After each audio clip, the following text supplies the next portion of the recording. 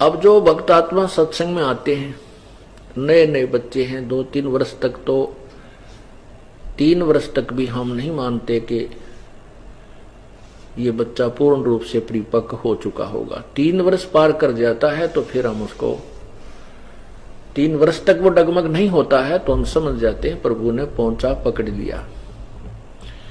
और जो 3 वर्ष से पहले ही दूर फिसल जाता है तो वो प्रभु से रिजेक्ट हो चुका है।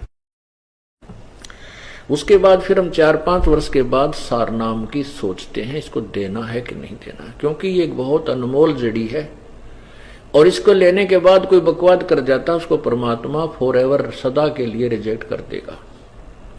इसलिए हम इस सार नाम को तो बहुत ही सोच समझ के खूब समय देते हैं, कहीं ये दास दोषी ना हो जाए, क्योंकि एक ऐसी अनमोल जड़ी थी, आज तक किसी को नहीं दी और आगे देने का अधिकार नहीं दिया।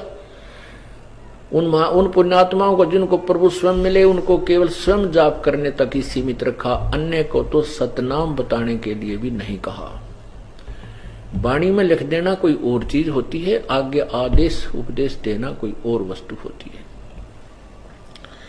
और वो जड़ी इस दास को दी है और मैं इसको बहुत सूझबूझ से प्रयोग नहीं करूंगा तो मैं दोषी हो जाऊंगा। ऐसी गलती ये दास नहीं करेगा, क्योंकि मेरा उद्देश्य कोई और नहीं है, केवल कल्याण करना है, स्वार्थ नहीं है। स्वार्थी व्यक्ति डूब सकता है। अपना उद्देश्य केवल आपकी आत्मा का कल्याण करना है और अपना गेल करवाना है। इसमें मेरे कल्याण में कोई बाधा हो मैं बिल्कुल नहीं करूंगा, चाहे कोई रुष्ट हो, चाहे राजी रहे, चाहे कोई मता हो, चाहे सारा संसार हो, क्योंकि अपना कल्याण प्रथम है।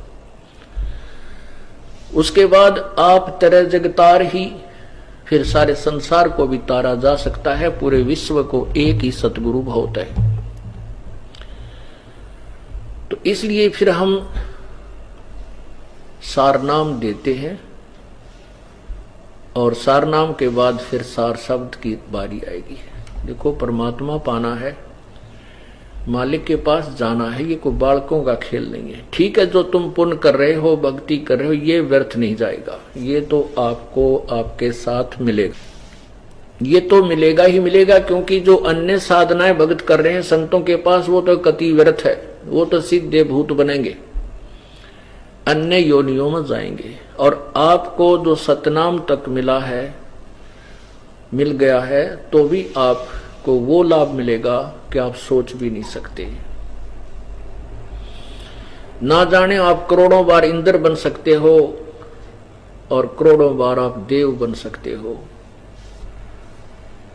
और लाखों वर्ष आप स्वर्ग में भी रह सकते हो। इतनी पुण्य कमाई आपकी बन जाएगी, लेकिन रहोगे काल के जाल में।